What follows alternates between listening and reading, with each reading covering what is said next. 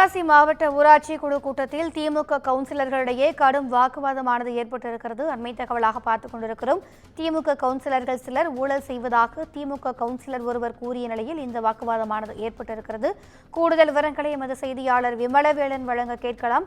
வணக்கம் விமலவேலன், திமுக கவுன்சிலர்களுடைய இந்த வாக்குவாதம் குறித்தான கூடுதல் விவரங்கள். வணக்கம் திவ்யா. தென்காசி மாவட்டத்துல மாவட்ட ஊராட்சி குழு கூட்டமானது இன்று ஆட்சியர் அலுவலக கட்டிட கூட்டரங்கில் நடைபெற்றது. இந்த கூட்டத்தில் பங்கு பெற வேண்டிய மொத்த 14 கவுன்சிலர்களில் 13 கவுன்சிலர்கள் மட்டுமே பங்கேற்றனர்.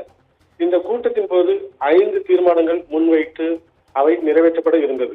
தொடர்ந்து தீர்மானம் குறித்த விவாதத்தின் போது ஒரு சில கவுன்சிலர்கள் தங்களது வார்டு பகுதியில் நிதி ஒதுக்குவதில் பாரபட்சம் காட்டுவதாகவும், குறிப்பாக சில வார்டு பகுதிகளில் மட்டும் அதிக நிதி ஒதுக்கி ஊழலில் ஈடுபடுவதாகவும் ஒரு சிலர் குற்றம் சாட்டினர். அதற்கு ஒரே கட்சியில் இருந்து கொண்டு திமுக ஆட்சியில் ஊழல் நடைபெறுவதாக குற்றம் சாட்டுவதை தங்களால் ஏற்றுக்கொள்ள முடியாது என கூறி சக கவுன்சிலர்கள் அவரிடம் வாக்குவாதத்தில் ஈடுபட ஆரம்பித்தனர். இந்நிலையில் இரு தரப்பினருக்கும் இடையே கடுமையான வாக்குவாதம் ஏற்பட்ட நிலையில் ஊழல் நடைபெற்றதாக கூறிய கவுன்சிலர் அஜெண்டா புத்தகத்தில் கையெழுத்திடாமல் வெளிநடப்பு செய்தார்.